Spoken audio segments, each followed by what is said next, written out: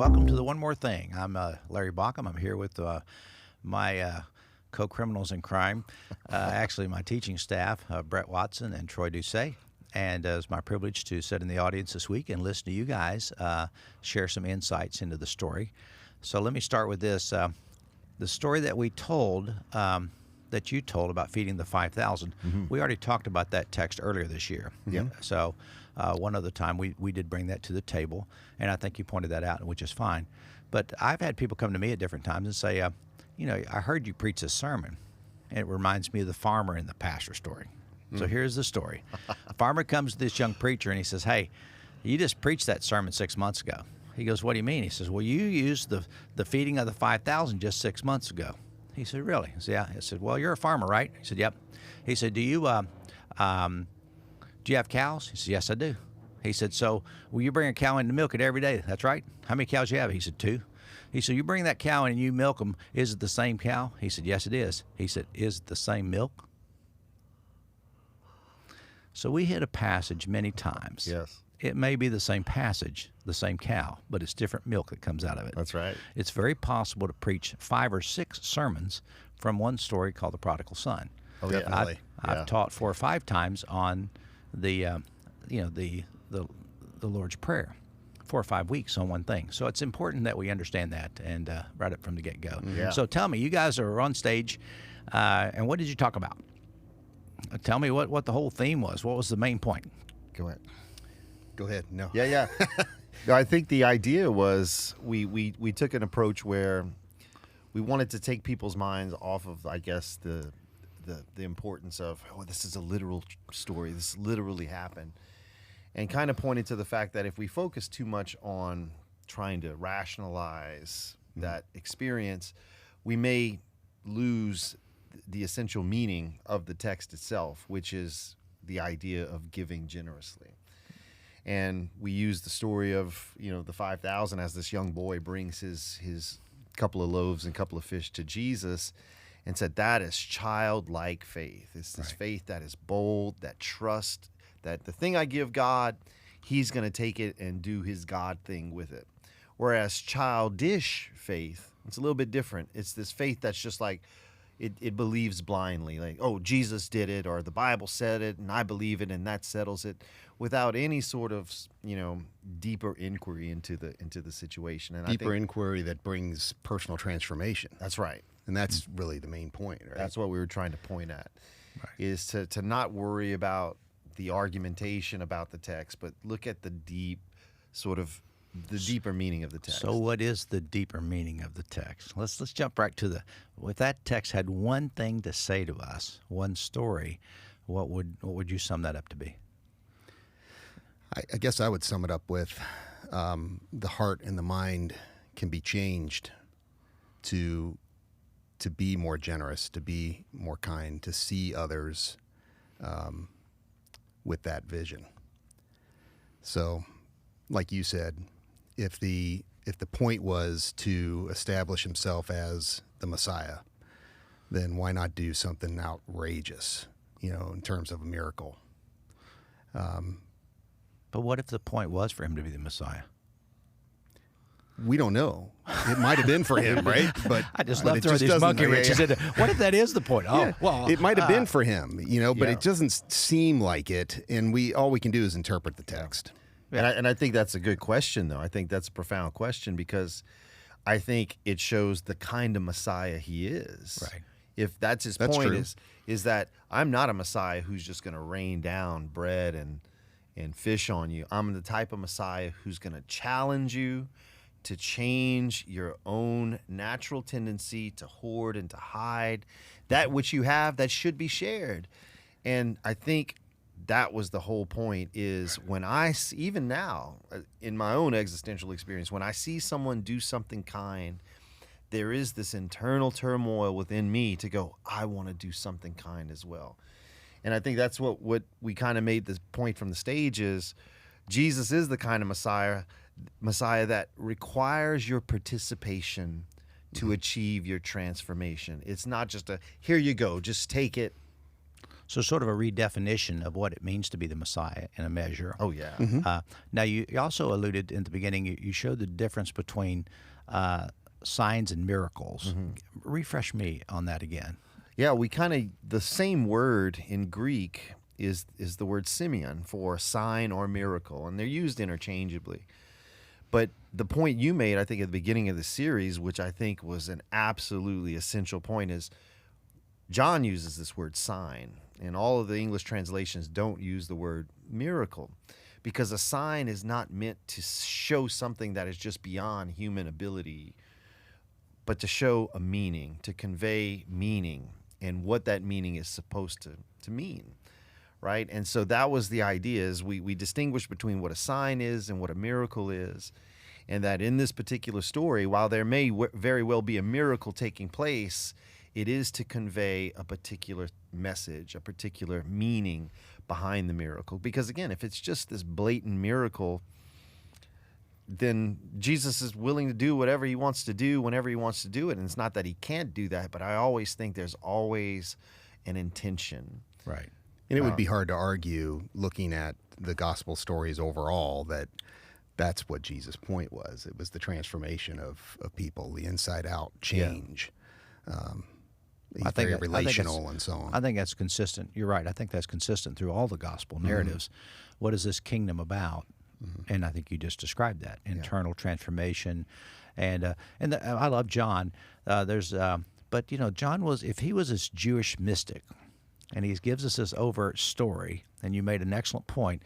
There's what else is going on underneath here, and what else is he trying to convey to his Jewish audience, and at what point in history was he trying to convey that? And those are good questions to ask, and we don't have the answers to everything. That's right. We surmise the best we can.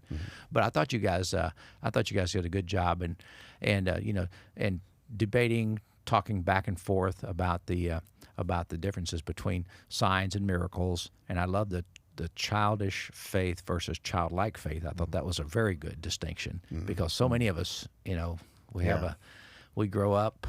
And as you read in that passage from Corinthians, to where he says, when I was a child, I thought like a child, that whole thing. But when I became a man, I put away those childish things. Yeah. So my question is, at this point, in studying John and understanding what he has, if there's somebody that walks out of there with a takeaway, okay, I listen to you guys speak, and I'm going to walk out of here. And what did you want them to hear more than anything else out of the whole? Well, for me, I think that I can speak for you, and I will anyway. It's the intentionality, that we need to be intentional if we want to grow in childlike trust and acceptance of reality and God and embrace our own personal transformation. Then we have to be intentional about that. So. Because God seems to be so relational, a relationship takes two. And so we've talked about, quiet times, prayer, meditation. That sort of thing is important. Was there ever a time that you can remember a story in your life where your faith shifted from childish faith to childlike faith? At what point in your life was there a season, a crisis, a moment in school, a moment in your life where you had this aha moment? Yes. Tell us about it. I have to pick between two that stand out immediately, but I guess I'll go with the seminary student who was visiting the church where I started my ministry. And he gave a talk, he did some music, and he was just raising money. And it was the brother of one of my volunteers. So we had him come by and wanted to support him, Afterwards, I was talking with him, and I thought I knew my stuff really well. And I said, you mentioned some things about kind of a universalist view of Christ, the gospel, salvation, and what do you do with the sheep and the goats? And he said, I want to get rid of the goat in me. How about you? And I thought, boom.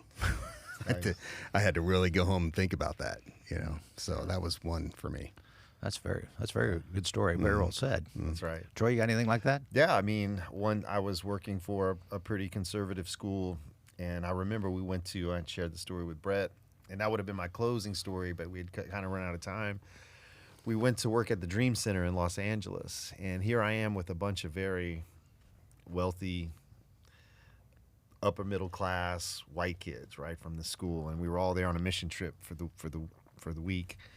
And I was walking out, and with some free time, I was heading over to get a taco. There was a little taco bar right up the road from the Angeles Center, across from Echo Park, and I had probably 25 or 30 high schoolers just following me, and they wanted to hang out with Mr. Doucet or whatever. And I was like, let's go get some tacos. And there was a food vendor, well, one of the fruit vendors, on the side, and he'd cut fresh fruit from his little box. And I remember saying, hey man, how much? And he couldn't speak a whole lot of English, and he said, $4 for a small bag and $6 for a big bag. And I was like, man, give me a big bag. And man, he's chopping papaya and pineapple. And I handed him a 20, and I said, keep the change, man. And his eyes welled up with tears. And all of these students behind me went, I'll take a big bag. And they're pulling out their money, and they gave him a 20. We emptied his cart out in 30 minutes. He had chopped all his fruit, and instead of getting $6 a bag, he got $20 a bag. And every time a kid would give him a $20 bill, he'd kiss it, and he'd look up at this, and he'd say something in Spanish, like blessing the money. And that related really closely to the story we told. It's the law of multiplication, the law of transformation. My students saw the impact. Like, what's $20 to them? Their parents probably sent them with a couple of $100. Right. And we emptied this. And it was that moment I said, the power of transformation is contagious. Mm. And that's what I think the gospel is. The good news should infect and affect our lives. And I saw that happen. And that's when I felt like God speaking to me, like, you need to be more of a model of this, because it's going to just precipitate. Which is the effect. That's the effect side of it. So no, that's it was a really, really cool thing to see. And this guy finished his work. He probably would have stood out there all day just trying to sell his fruit, and we cleaned his clock, man. It was That's awesome. I have an inspirational story from Suncoast that I had no part in, but there was a 20-something group that met here many years ago, and they had a regular gathering, so they decided one night they would order pizza from Domino's.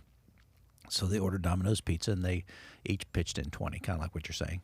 And when the Domino's guy gave the total bill was like $40 or $35. So they gave him $160 Yeah. and said, this is for you. Now, what they didn't know is that the owner of Domino's, I knew. And he called me to say, was this a mistake? I said, no. And he said, well, I want you to know that guy was going through some personal crisis. It could not have happened at a better time for him. And you just spoke volume to my whole staff about the generosity of these 20-somethings. And I go, wow. That's and awesome. Here's the thing. I got the call. Yeah. But I had nothing to do with it except maybe help create a culture to where giving is natural. Mm-hmm. And I think that's what you guys are both saying. And it is what you've done. But it is back to I'm still dealing with the old goat now.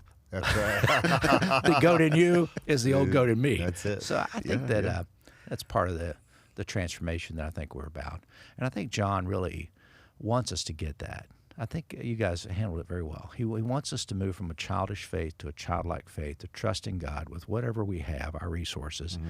And when we do, the effect is tremendous. We see people being fed that have not been fed. So, I just sit back and watch you guys, and, I appreciate all that you do. And it's rare that I get to host one more thing, but But today I want to grill you a little bit. Yeah. So I want to ask you, what do you think you're doing? What do you say? Why did you say that? That's right. And there's some reasons we do, but I will also tell this audience how grateful I am for all the things that you guys do, and for our whole community. Likewise. It is a great place, but thanks, and I look forward to being up this week. Yeah, can't wait. And next week you can talk to me about it. So that's it. We'll see how it goes. But thanks.